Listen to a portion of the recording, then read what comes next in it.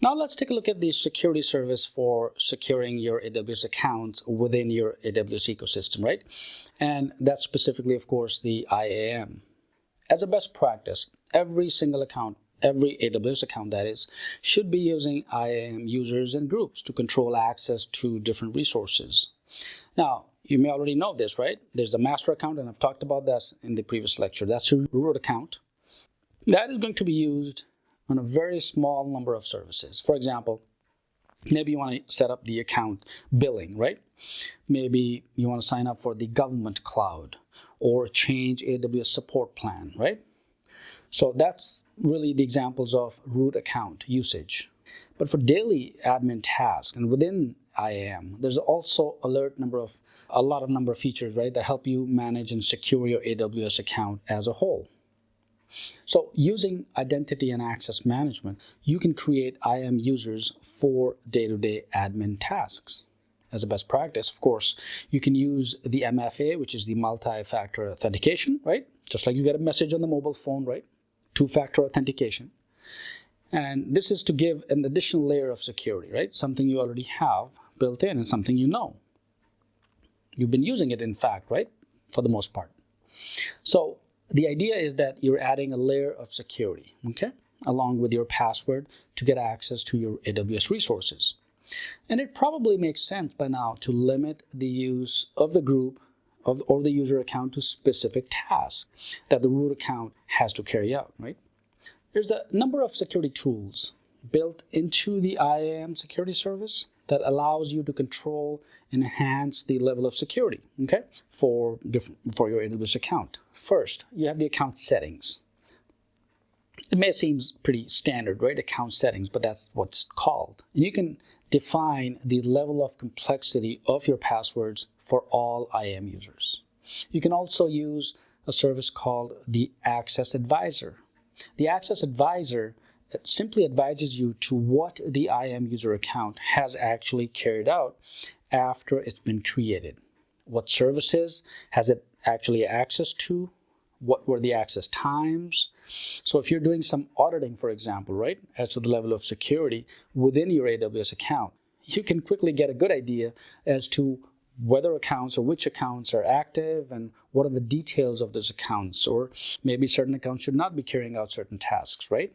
So if you want to have a bigger picture of what's going on within your account, you can use the credential report.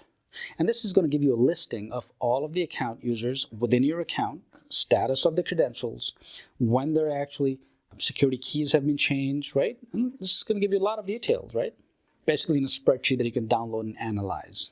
You also have the Policy Advisor, okay? And this is a tool that allows you to test your current security settings and future security settings, okay?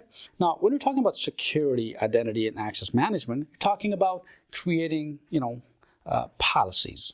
And these policies are levels of permissions which determine what the user can do and cannot do. So the Policy Advisor allows you to test your policies that you've created and any new work considering that you want to do. And as you know, that MFA or multi-factor authentication allows you to have additional code that you have to enter, right, whenever the account is authenticated and you log on into your AWS account. So you can enable MFA, which I talked about it earlier also, for any user account, including the root user account.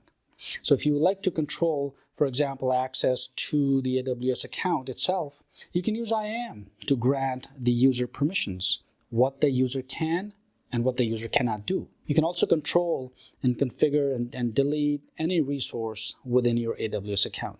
And of course, you can do this down to the granular level, right? In depth. An activity can actually be logged by using any of the monitoring services such as CloudWatch. And it also can also alert you, right? If something happens, you get a message and you get to define what should be alerted. So when you actually log on to the IAM as the admin, right, you will have the security status display.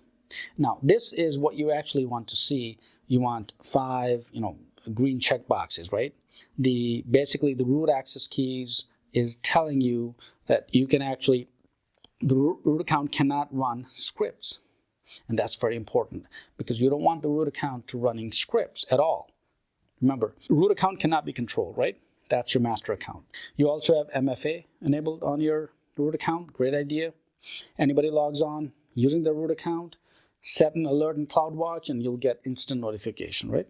There's also individual IAM users within this account, which means that you're not actually using the root account for everything. You're also using, groups to assign permissions, which is great. Groups are easier to manage. And there's also a valid password policy that every single user is applying. So you can get a quick view as to a level of security that's basically using best practices in security that is defined by AWS, right? Once you have IAM users and you have defined policies, you define groups, there are other number of services you can use, number of possibilities you can use, you can implement to control those users. You can use, for example, CloudTrail, which is the logging service for all API calls. And for example, and for all authentications as well, right? To a particular AWS account to get exactly in details as to who's logging on and what they're doing. So using CloudWatch billing alarms, on the other hand, you can also define, like I like to know when 50% of my budget has been spent, notify me, right? And that really allows you to ensure that budgets are followed. You can also enable AWS Config, another service, by the way, within AWS ecosystem, right? And you can set up rules to define an acceptable level of compliance. For example, you could say that anytime anybody creates, let's say, a virtual hard drive, that drive must be encrypted, okay? So if the user logged on specifically, IAM user logged on specifically, and didn't encrypt a drive, you could be notified, right? So you can see the really granular level of security, right? And that's best practices as well. So you can also integrate like CloudTrail with CloudWatch. So something that happens within your account that is logged into CloudTrail can alert you because CloudTrail can be integrated with CloudWatch itself, right? Which is the monitoring service. And then you can find out when certain things happen within your account that you have a concern about. So if you're somebody that authenticates to your account and can't remember the password, for example, or having a problem logging on, you can use CloudWatch Alarm to alert you that there is authentication issues. You could also be alerted when the root user, for example, logs on, right? Who knows? Perhaps that root user account credentials have been passed around to other consultants or other users, okay? So you want to be sure when the root account is logging on. It's a valid use of that account, right? So you want to make sure you keep a track, keep an eye on that. So I hope this helps. Talked about different AWS services in terms of security, and you can see what each of these services do and how you can implement within your security architecture. If you have any questions, post in the discussion area. With this, let's move to the next lesson.